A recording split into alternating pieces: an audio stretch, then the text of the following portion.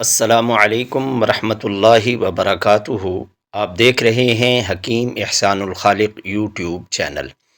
آج کی ویڈیو شروع کرنے سے پہلے اللہ تعالیٰ سے یہ دعا ہے کہ اللہ تعالیٰ تمام روحانی جسمانی امراض میں مبتلا لوگوں کو شفائے کلی، شفائے کاملہ، عاجلہ، مستمرہ نصیب فرمائے۔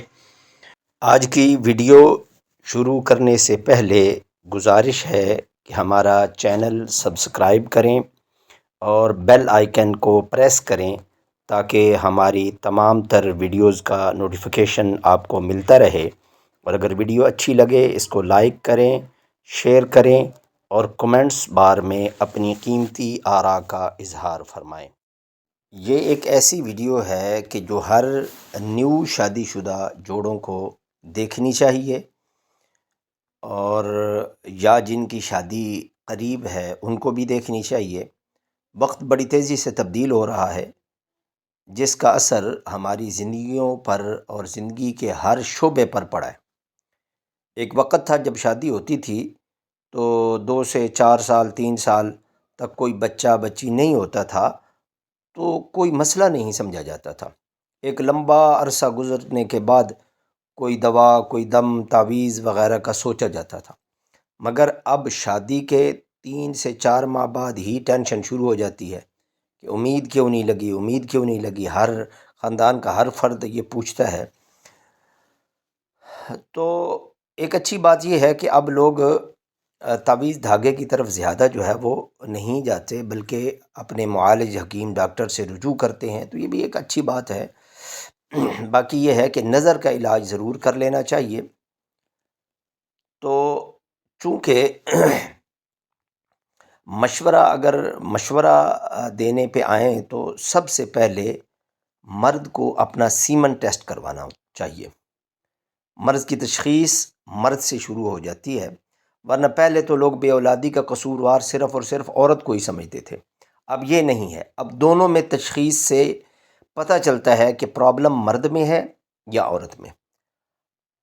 اور ہمارے تجربے کے مطابق بے اولادی کی 90% پرابلم مرد ہی ہوتے ہیں، اسی لیے علاج کا پہلا مرحلہ مرد سے شروع کیا جانا چاہیے۔ اگر کسی دوست کے ساتھ اللہ نہ کرے یہ پرابلم ہے تو سب سے پہلے اپنا سیمن ٹیسٹ، سپرم ٹیسٹ کروائے۔ یہ ٹیسٹ کیسے کروانا ہے اور کن امور پر غور کرنا ہے، یہ سب باتیں میں انشاءاللہ عرض کرتا ہوں۔ اور اکثر لوگ ایسے کرتے ہیں کہ واٹس ایپ، فیس بک پر یا مختلف یہ جو ہمارے سوشل میڈیا کے پلیٹ فارم ہیں ان کے اوپر اپنی رپورٹ سینڈ کرتے ہیں اور پھر سوالات کر رہے ہوتے ہیں کہ اس میں کیا مسئلہ ہے۔ امید ہے کہ آج کی ویڈیو دیکھنے کے بعد آپ اپنے مسائل خود بخود دیکھ لیں گے کہ آپ کو کیا مسئلہ ہے۔ اچھا، سب سے پہلے یہ ہے کہ ہم یہ دعا کرتے ہیں کہ اللہ تعالیٰ ہر جوڑے کو اولاد جیسی خوبصورت پیاری نعمت سے نوازے۔ اگر کبھی ایسا مسئلہ بن جائے کہ پریگننسی نہیں ہو رہی تو سب سے پہلے مرد اپنا سیمن ٹیسٹ کروائے، اور اس کا طریقہ کیا ہونا ہے یہ بات قابل غور ہے، کیونکہ اگر کوئی غلطی ہو جائے تو اس کا اثر ٹیسٹ کے نتیجے پر ضرور پڑے گا۔ سب سے پہلے ایک شفاف اور صاف جار جو لیبارٹری والوں سے مل جاتے ہیں، یہ اس مقصد کے لیے رکھے ہوتے ہیں۔ لیبارٹری والوں کے پاس آپ جائیں گے تو ان کو کہیں گے کہ میں نے سیمن ٹیسٹ کروانا ہے، مجھے ایک جار دے دیں، تو ان کے پاس اسی مقصد کے لیے رکھے ہوتے ہیں، وہ لے کر آپ محفوظ کر لیں۔ اور اب سب سے پہلے کام یہ کرنا ہے کہ سیمن حاصل کرنے کے لیے آپ اپنی بیوی کا انتخاب کریں۔ اور دوسری چیز کیا ہے کہ کم از کم 1 ہفتہ ہم بستری سے پرہیز کریں اور اس کے بعد جو ہے وہ سیمن جو ہے وہ اپنے حاصل کریں، اور کوشش کریں کہ اس میں کنڈوم وغیرہ کا استعمال نہ ہو، کیونکہ اس کے اندر کیمیکل لگا ہوتا ہے اور پھر وہ بعض اوقات یہ ہوتا ہے کہ وہ سیمن کو پہلے ہی ختم کر دیتا ہے اور پھر اس کی رپورٹ صحیح نہیں آتی۔ اس لیے کنڈوم کے بغیر ہی جو ہے آپ ڈسچارج ہوتے وقت آپ وہ اپنے سیمن جو ہے وہ اس جار میں ڈال دیں گے۔ اور اگلی احتیاط یہ ہے کہ آپ نے کوشش کرنی ہے کہ 5 سے 10 منٹ میں وہ آپ کی جو سیمن ہیں وہ ڈیلیوری ہو جانے چاہیے لیبارٹری میں۔ اگر اس سے زیادہ وقت لگے گا تو پھر بھی فائدہ نہیں ہوگا اور اس کی رپورٹ صحیح نہیں آئے گی۔ یہ وہ احتیاطیں ہیں جو ٹیسٹ سے پہلے کرنی ہیں۔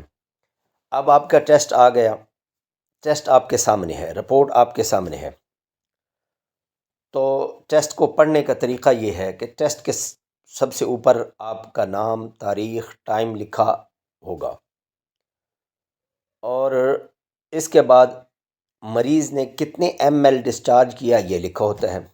تقریباً 2 سے 3 ایم ایل تقریباً ہوتا ہے۔ اب اس میں سے ٹیکنیشین نے 1 ایم ایل لینی ہوتی ہے۔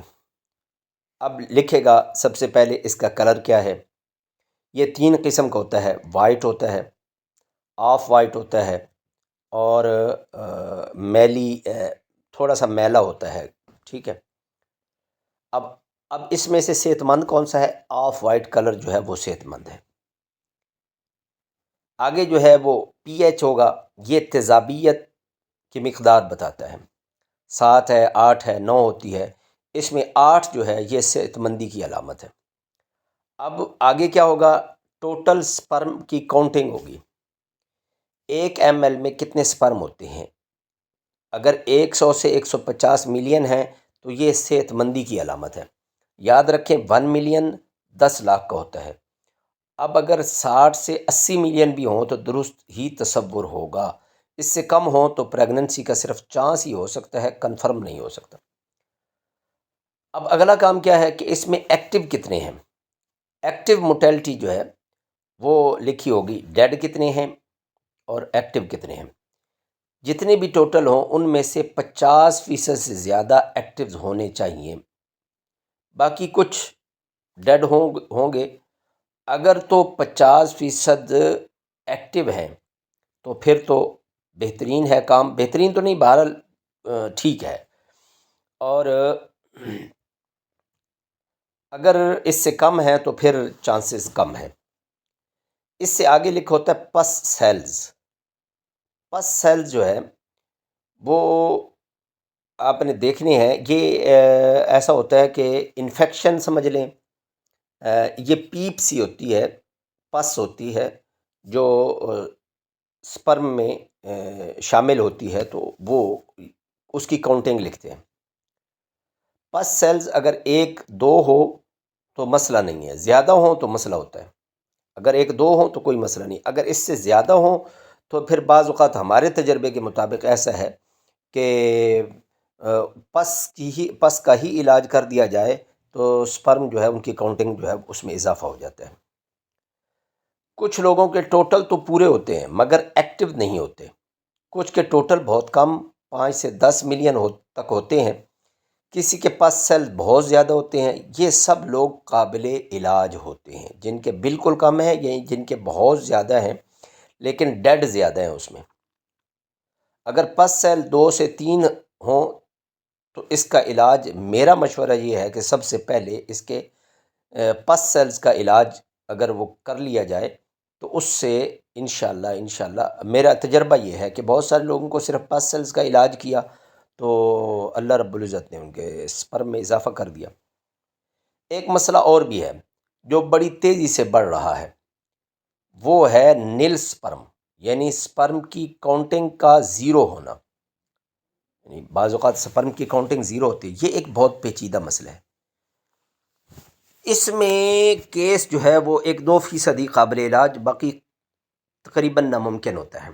ایک مریض میرے پاس، 1 یا 2 مریض آئے تھے، تو اس مریض کو میں نے کہا بھئی آپ زیرو ہیں تو آپ کا علاج ممکن نہیں، تو اس نے مجھے کہا کہ جی اصل میں ان کے علاقے میں چند مریض ایسے تھے کہ جن کی اولاد نہیں تھی، تو انہوں نے مجھ سے دوا لی تو اللہ رب العزت نے کرم فرما دیا۔ تو جب وہ میرے پاس آیا تو میں نے کہا بھئی آپ کی رپورٹ جو ہے نا وہ تو زیرو ہے، تو آپ کا معاملہ جو ہے نا گڑبڑ ہے۔ تو اس نے مجھے کہا جی آپ نے دوائی دینی ہے اور پیسے لینے ہیں، آپ اپنی دوائی دیں، باقی اللہ پر چھوڑ دیں۔ تو بہرحال اللہ رب العزت نے چاہا تو اس کو اللہ رب العزت نے امید لگا دی۔ وہ بڑا خوشی خوشی میرے پاس آیا اور کہتا میں نے انعام بھی دینا۔ بہرحال تو یہ بہت کم چانس ہوتے ہیں کہ 0% والے جو ہے نا، بہرحال اس میں یہ ہے کہ رسک تو لینا پڑتا ہے نا، ہر معاملے میں رسک لینا پڑتا ہے۔ رسک لے کسی اچھے حکیم سے ایک دفعہ علاج کر لے، لیکن علاج ان کو ساری بات بتا کے پھر اس کے مطابق وہ علاج کریں۔ ایسے لوگ جن کے سپرم کی تعداد کم ہے یا سپرم کی کاؤنٹنگ کم ہے یا ایکٹیو 0 ہیں، تو ان کے لیے یہ نسخہ اس میں ذہن میں رکھنا ہے کہ اجزاء 1 نمبر ہوں اور فریش ہوں، بنانے کی ترتیب بھی درست ہو، تو رزلٹ انشاءاللہ بہترین ہوگا۔ تو ہم کونج 250 گرام کو 250 گرام تو ہم کونج لے لیں اور ان کو ½ کلو بھیڑ کے دودھ میں بھگو دیں۔ رات کو بھیڑ کا دودھ لے کر نا ½ کلو، اس کے اندر 250 گرام تخم کونج بھگو دیں اور یہ رات بھر پڑا رہے۔ صبح جب دیکھیں گے تو اس کے چھلکے جو ہیں وہ بالکل نرم ہو چکے ہوں گے، تو ہاتھوں سے ایسے مسل کے اس کے چھلکے اتار دیں اور دودھ جو ہے وہ ضائع کر دیں۔ دودھ کسی کو پلانا نہیں ہے، دودھ ضائع کر دیں۔ اور یہ جو تخم کونج جو ہوں گے یہ آپ نے سائے میں خشک کر لینے ہیں، دھوپ میں نہیں، سائے میں خشک کر لینے ہیں۔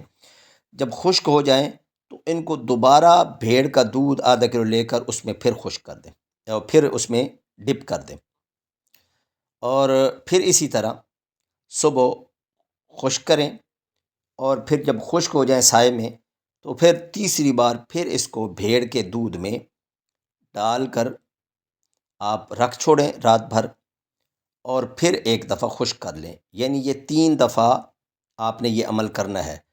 اب اس کو ہماری زبان میں کہتے ہیں کہ یہ مدبر ہو گئے ہیں، ٹھیک ہے۔ اب یہ جب مدبر ہو جائیں گے تو اس کو آپ نے آگے میں نسخہ عرض کرتا ہوں، لیکن ایک احتیاط کرنی ہے۔ جب بھی آپ نے دودھ میں سے نکالنے ہیں نا، ان کو پانی سے صاف کر کے پھر خشک کرنا ہے، پھر دودھ میں ڈالیں، پھر پانی سے صاف کر کے پانی سے دھو کر نا یہ تخم، پھر ان کو خشک کر لیں، پھر ان کو ڈپ کریں اس میں، یعنی تیسرے دن تو پھر ان کو پانی سے دھو کر پھر خشک کر لیں۔ یہ اب نسخہ کیا ہے؟ تخم کونج یہ جو آپ نے مدبر کیے ہیں یہ 200 گرام، تخم حیات 100 گرام، تخم سرس یہ ریڈ کلر کے لینے ہیں 100 گرام، کشتہ شاخ مرجان، ٹھیک ہے، یہ آپ پنسار سے کہیں گے تو وہ مل جائے گی، یہ 20 گرام لینے ہیں، کشتہ نقرہ 20 گرام لینا ہے، اور زعفران 1 نمبر 10 گرام لینا ہے۔